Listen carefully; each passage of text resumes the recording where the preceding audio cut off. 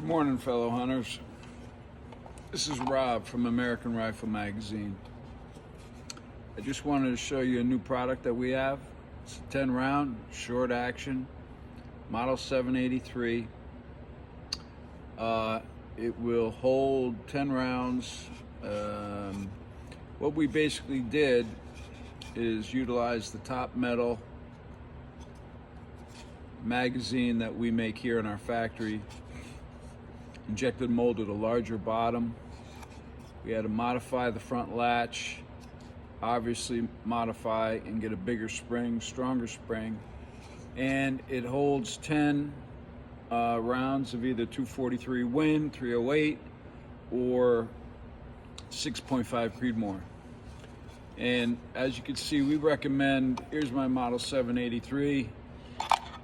It's a little dinged up, but I recommend when you load it, keep the latch open.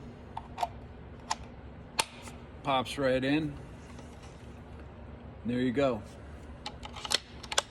You're ready to rock and roll. Visit our website, www.americanriflemagazines.com.